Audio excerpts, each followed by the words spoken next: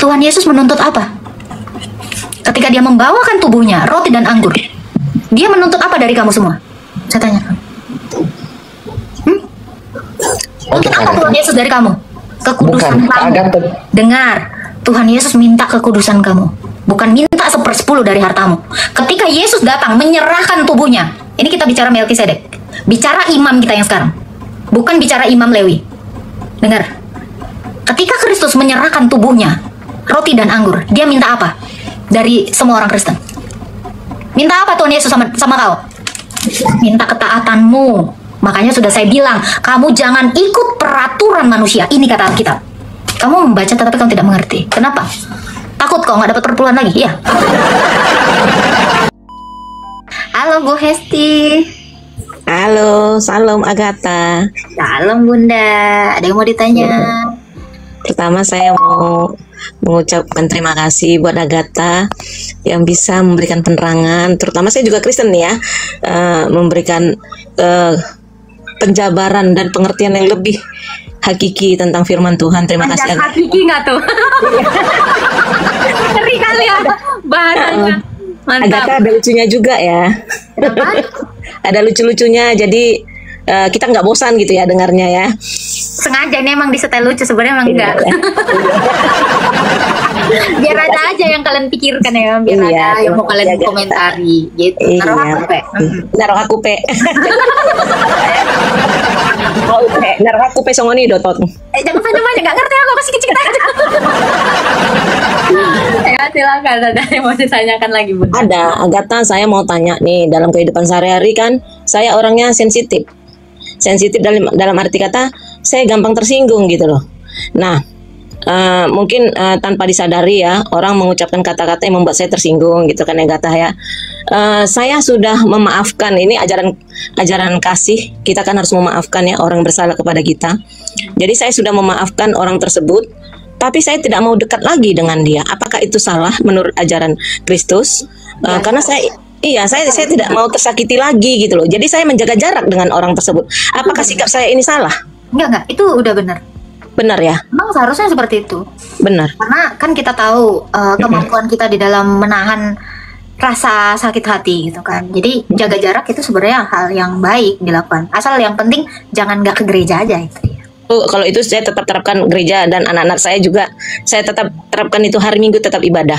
Yang utama itu ibadah, yang lain nomor 2. Gitu ya Agatha. Iya, nggak apa-apa. Saya juga orangnya sensitifan gitu. Jadi saya begitu ini memaafkan tapi jaga jarak. Itu tuh hal yang paling baik dilakukan.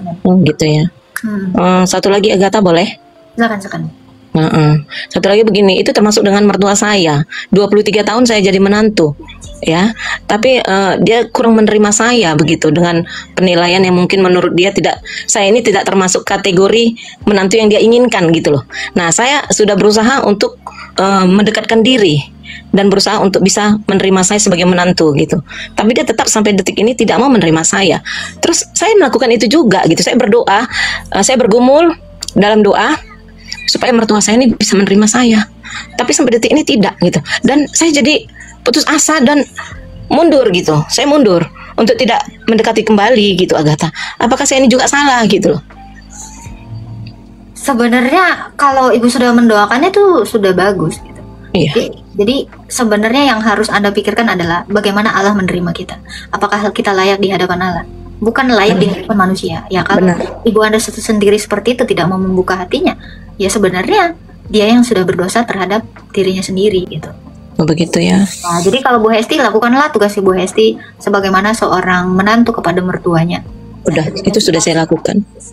Ya. Nah, ini mungkin salah satu solusinya ya. Ibu sering kasih uang sama mertuanya. Iya, karena rata-rata kan inang-inang itu kan gitu ya. Benar. Ibu kasihlah emas entah berapa gram, biar ya benar-benar kita lah menarik itu perhatiannya gitu ya. Kalaupun itu tidak berkenan di hatinya, ya sudah. Memang mungkin itu sudah jadi tabiatnya. Oh gitu ya. Bu Hesti itu melepaskan pengampunan. Bu Hesti saya lepas pengampunan. Dari awal saya lepas pengampunan. Saya nggak mau dendam. Karena itu akan mengurangi berkat saya dan anak-anak saya dan keluarga saya, rumah tangga saya. Saya tidak mau dendam. Saya lepas pengampunan, terus saya jaga jarak gitu. Iya, tapi tetap mengasihi ya. Gitu. Iya. Gitu aja, lakukan aja tugas ibu sebagai seorang menantu. Iya, Karena, itu saya karena lakukan. perkawinan itu kan menyatukan antara laki-laki dan perempuan, bukan menyatukan laki-laki perempuan sama mertuanya. Enggak. Iya benar. Jadi yang Anda utamakan itu adalah keluarga inti Anda. Iya benar. Berarti benar dong yang saya lakukan ya. Ya, itu sudah. Ya. Oke, terima kasih Agatha. Tuhan memberkati. God bless you. Bunda. Ini ada ya saran dari si Arta ya. Jambak dia inang katanya. Kurang aja. Boleh gitu Arta nggak boleh gitu ya. Apalagi udah bau tanah katanya nggak boleh. Itu artinya kita menyakiti hati orang gitu. Kita nggak boleh menyakiti hati seseorang. Tapi kalau udah gemes sekali, buatlah sekali-sekali. jangan itu tidak untuk ditiru ya. Jangan. Ini memang agak-agak si Arta ini janggola. Nggak boleh gitu ya. Kalau nggak tahan sekali-sekali, habis itu minta ampun ya kan. Oh ya, jadi kasih aja uang. Apa sih yang menyenangkan hati seorang ibu gitu ya kan?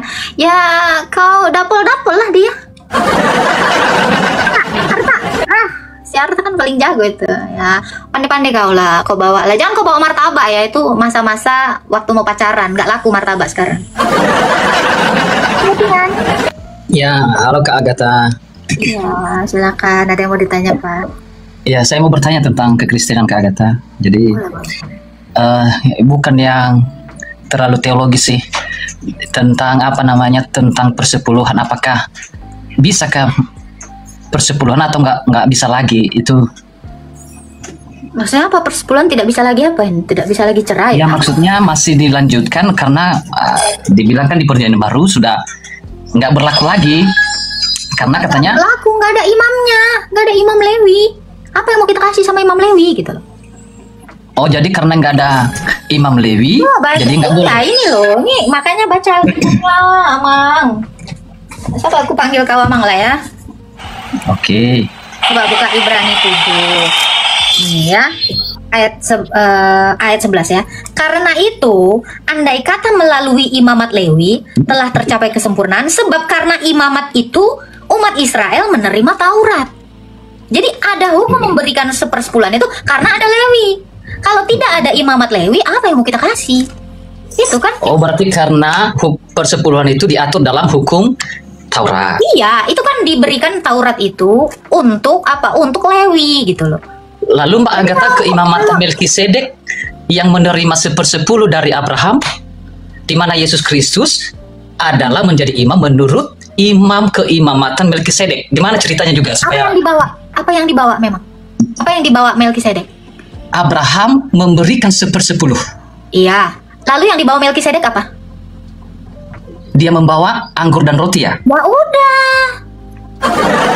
Iya, maksudnya kan dibilang Tuhan Yesus adalah dia menjadi imam untuk selama-lamanya menurut keimamatan Melkisedek. Nah, Abraham ketika Melkisedek menjadi imam, dengar.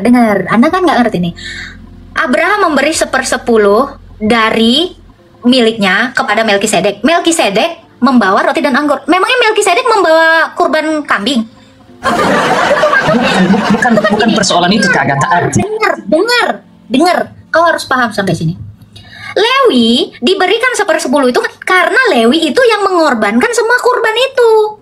Dikasih 1/10 supaya Lewi bawa domba untuk dikorbankan. Tapi kan Yesus nggak bawa domba. Yang dibawa oleh Melkisedek itu adalah roti dan anggur. Ini paham dulu. Jadi kenapa Abraham memberi 1/10 itu kepada Imam Melkisedek? Karena Melkisedek membawa roti dan anggur. Kenapa orang Israel memberi 1/10 kepada Lewi? Karena bangsa Lewi itu yang memberikan kurban. Itu domba itu. Masalahnya Kak Agatha. Sabar, jangan masalahnya. Kau belum paham. Dengar. Kenapa orang Israel 11 bangsa itu memberikan 1/10 untuk Lewi? Supaya Lewi ini yang mengusahakan domba-domba untuk kurban itu. Lewi itu bawa domba. Jadi sebagai gantinya, makanya orang-orang Israel itu ngasih 1/10. Ngerti dulu ini, ya? Sampai di sini paham dulu. Bagaimana cara kurban itu, gitu loh.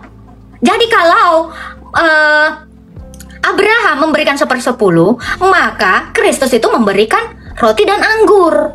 Itu. Sementara Imam Lewi diberikan 1/10 karena dia bawa apa? Bawa domba untuk itu. Jadi apakah ini berguna lagi kita memberikan 1/10 untuk Lewi? Ya tidak. Gitu loh. Paham nggak? Jadi kau paham dulu sampai sini. Kau aja nggak ngerti kurban kayaknya, Pak. Silakan, Pak Tian. Ya, oke, saya ngerti Kak, karena keimamatan Lewi tidak ada, maka tidak berlaku lagi lah 1/10 itu. Tetapi menjadi pertanyaan, keimamatan Melkisedek dia menerima. Kapan pernah dihapuskan pemberian Abraham ini?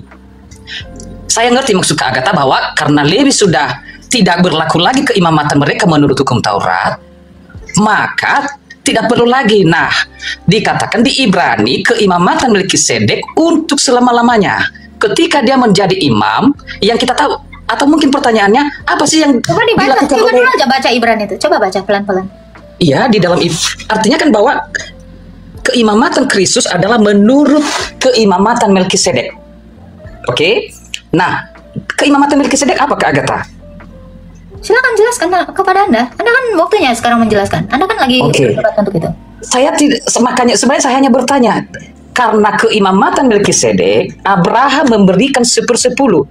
Nah, dikatakan tadi yang Kak Agatha, kenapa dihapuskan? Karena Lewi lagi tidak bekerja. Nah, rupanya zaman perjanjian baru, zaman keimamatan Yesus adalah menurut hukum Melkisedek, bukan hukum menurut peraturan Melkisedek. Baca dulu Ibrani 7 dari ayat 11 sampai 17 biar Anda paham, jangan emosi dulu, baca aja. Iya, bukan emosi Kak. Baca aja, dibacain aja. Anda baru dapat 1 ayat, Anda menyimpulkan. Silakan dibaca sampai bawah. Ibrani berapa? 10 dari ayat 11. 7 ayat 11. Dari ayat 11 sampai bawah. Ya, karena itu andai kata oleh imamat Lewi telah tercapai kesempurnaan, sebab karena imamat itu umat Israel telah menerima Taurat. Apakah sebabnya masih perlu seorang lain ditetapkan menjadi imam besar menurut peraturan Melkisedek, dan yang tentang dia tidak dikatakan menurut peraturan Harun? Sebab jikalau imamat berubah dengan sendirinya, akan berubah pula hukum Taurat itu. Sebab ia yang dimaksudkan di sini termasuk suku lain. Dari suku ini tidak ada seorang pun yang pernah melayani mezbah. Sebab telah diketahui semua orang bahwa Tuhan kita berasal dari suku Yehuda, dan mengenai suku itu Musa tidak pernah mengatakan sesuatu apapun tentang imam-imam. Dengan hal itu, jauh lebih nyata lagi jikalau ditetapkan seorang imam lain menurut cara Melkisedek, yang menjadi imam bukan berdasarkan peraturan-peraturan manusia, tetapi berdasarkan hidup yang tidak dapat binasa. Tentang dia diberi kesaksian. Bukan berdasarkan peraturan manusia lagi. Kalau Lewinya aja udah nggak ada. Terus mau apa? Betul Kak Agatha, tapi kan yang dimaksud ini Melkisedeknya kita sudah hilangkan Lewi Melkisedek Kak Agatha, bahwa tidak berlaku lagi. Tapi yang saya tanya, keimamatan Melkisedek yang tidak pernah dibatalkan apa? Melkisedek bawa apa saya tanya? Melkisedek iya, tapi maksudnya kan di keimamatan dia. Jadi Abraham karena dia diberkati oleh imam itu, Abraham memberikan kepada dia kan? Karena Melkisedek memberkati Abraham, lalu Abraham memberikan 1/10. Dan berarti sedang menunjukkan bahwa itulah keimamatan Melkisedek. Sekarang saya tanya apa? Memangnya hukum Taurat udah ada di zaman Abraham? Iya, betul Kak Agatha, artinya yang dibatalkan hukum Taurat. Sedangkan keimamatan Melkisedek yang digenapi hukum Taurat. Lalu? Nah, Melkisedek kan belum pernah dibatalkan keimamatannya. Memangnya? Yang menerima. Iya, sekarang saya tanya. 1/10 dari Abraham. Kita tidak nyangkut lagi tentang Musa. Sekarang saya tanya Anda, Abraham masih ada? Bukan persoalan itu Kak Agatha. Persoalannya ini imam, artinya Abraham memberikan teladan, memberikan kepada Melkisedek, bukan berdasarkan hukum Taurat. Dan dikatakan di Ibrani, keimamatan Yesus menurut peraturan Melkisedek yang tidak pernah bisa dibatalkan. Sekarang saya tanya Anda, Abraham memberikan 1/10 untuk apa? Maksudnya? Kok maksudnya? Saya tanya, Abraham memberikan 1/10 dari miliknya kepada Melkisedek untuk apa? Karena dia telah diberkati oleh imam yang Allah yang Maha Tinggi. Jadi kalau seolah-olah Di mana dalilnya? Di mana dalilnya dikatakan seperti itu? Coba baca, carikan dalilnya sama saya. Aduh, di kejadian berapa ya? Ya terserah apa kejadian berapa? Bentar Kak Agatha. Sabarlah Kak Agatha. Oh ini, pertemuan Abraham dengan Melkisedek. Oke, di ayat berapa ya? Mulai aja dari ayat ini. Melkisedek Raja Salem membawa roti dan anggur. Ia seorang imam Allah yang Maha Tinggi. Oke. Lalu ia memberkati Abraham. Karena dia seorang imam yang memberkati Abraham. Diberkatilah kiranya Abraham oleh Allah yang Maha Tinggi, pencipta langit dan bumi. Dan terpujilah Allah yang maha tinggi yang telah menyerahkan musuhmu ke tanganmu. Lalu Abraham memberikan kepadanya 1/10 dari semuanya. Sekarang saya tanya, orang Kristen menang dari apa? Maksudnya? Loh, di sini kan Abraham memberikan 1/10 dari dia memenangkan perang, toh? Ya, dari semua yang Tanya, dimilikinya. Maksudnya orang dari Kristen, semua. iya. Sekarang saya tanya, itu kan dari apa yang berhasil dia menangkan dalam peperangan. Sekarang saya tanya, orang Kristen menang perang apa? Sebenarnya pertanyaannya bukan itu. Loh, kok Dia bukan memberikan itu? karena itu yang ada padanya saat itu. Bukan persoalan Abrahamnya, Coba Kakak Anda Agatha. baca lagi aja dari ayat 18 yang tadi Anda baca. Iya, bukan persoalan Baca Abraham yang lagi, Anda dimaksud. membaca tidak mengerti. Baca. Oh, jadi maksudnya yang hanya bisa kita berikan hanya kalau menang perang. Itu karena udah hukum di perang masalah saat itu, Kak Agatha. Artinya Makanya kalau jangan mereka menang ikut perang, peraturan manusia, katanya di Ibrani tadi. Kan udah dibilang. Makanya kau jangan ikuti peraturan manusia. Jadi atas dasar apakah Abraham memberi 1/10? Karena dia menang perang, kan? Terus kamu menang perang emang? Itu yang saya bilang. Kamu tidak mengerti ayat Alkitab. Sekarang saya tanya, di mana Yesus memungut 1/10 ketika dia memberikan roti dan anggur, memberikan nyawanya kepada murid-muridnya? Di mana? Tunjukkan sama saya. bukan tentang Yesusnya loh, Kak Agatha. Melkisedek itu Yesus. Anda sekarang ini percaya Yesus imam kita, kan? Tadi udah dibaca, kan? Anda mengerti dulu. Dengarkan Anda, baik-baik dengarkan. Sekarang saya tanya, Tuhan Yesus menuntut apa? Ketika dia membawakan tubuhnya, roti dan anggur, dia menuntut apa dari kamu semua? Saya tanya. Oke, Menuntut Kak apa Agatha. Tuhan Yesus dari kamu? Kekudusan Bukan, Kak kamu. Agatha. Dengar, Tuhan Yesus minta kekudusan kamu, bukan minta 1/10 dari hartamu. Ketika Yesus datang menyerahkan tubuhnya, ini kita bicara Melkisedek, bicara imam kita yang sekarang, bukan bicara imam Lewi. Dengar, ketika Kristus menyerahkan tubuhnya, roti dan anggur, dia minta apa dari semua orang Kristen? Minta apa Tuhan Yesus sama kau? Minta ketaatanmu. Makanya sudah saya bilang, kamu jangan ikut peraturan manusia. Ini kata Alkitab. Kamu membaca tetapi kamu tidak mengerti. Kenapa? Takut kau nggak dapat perpuluhan lagi? Iya. Hah? Takut jemaat kau udah Bukan, nggak ngasih Kak perpuluhan sama kau? Nah, Bukan itu maksudnya. ini ya Pak Maksud. ya. Sekarang renungkan. Ya, saya tidak mau berdebat dengan Anda. Saya tahu Anda. Ya. Ketika dengar. Ketika Melkisedek datang menyongsong Abraham. Melkisedek itu membawa roti dan anggur. Itu adalah tipologi dari Kristus. Abraham pulang dari memenangkan bangsa-bangsa. Itu. Maka dia memberi 1/10 dari situ. Masuk ke dalam keimamatan Lewi di zamannya Harun. Harun itu adalah imam. Musa itu adalah nabi, ya. Di situ di dalam 12 suku bangsa Israel. Ya. Kenapa Lewi itu diberikan 1/10 dari setiap apa yang dimiliki bangsa Israel? Karena Lewi tidak memiliki bagian. Dan sekarang imam kita itu adalah Kristus Yesus. Dia dari Yehuda. Di sini sudah dikatakan tentang Yehuda, Musa tidak menulis apapun. Nih, kau dengar baik-baik ya. Sebab itu yang dimaksud di sini termasuk suku lain. Dari suku ini, suku Yehuda, tidak ada seorang pun yang melayani di Mesbah. Sebab sudah jelas bahwa Tuhan kita berasal dari suku Yehuda. Mengenai suku itu, Musa tidak mengatakan apapun. Jadi kau jangan lagi dengan mengatakan kasih perpuluhan. Cuy. Ya, jangan main-main. Ya, jangan kamu mencari uang dari jemaatmu. Ingat itu. Kamu kalau mau melayani, layanilah Allah dengan setulus hati. Jangan kau meraup keuntungan, jangan kau memperkaya dirimu hanya dari khotbahmu itu. Ingat itu. Ya. Jadi kalau kamu percaya dengan Kristus, Kristus itu tidak pernah menuntut 1/10 dari apa yang kau punya. Kristus itu menyerahkan dirinya itu. Lebih mahal dari domba ya. Lebih mahal dari apapun yang diberikan Abraham kepada Melkisedek. Apa yang dibawanya? Tubuhnya, darahnya. Kalau Kristus itu membawa tubuh dan darahnya, apakah yang pantas kamu serahkan? Serahkanlah tubuh dan darahmu itu dalam kekudusan. Itu maksudnya. Jadi jangan menafsir sembarangan. Gitu ya.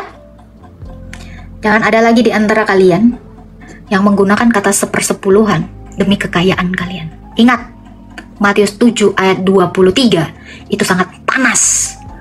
Aku tidak mengenal kau sekalian pembuat kejahatan. Ingat itu. Paham ya? Gitu. Orang disuruh apa? Sebagai Kristus kita itu apa? Menanggung penderitaan. Bukan menanggung keindahan, keenakan, bukan.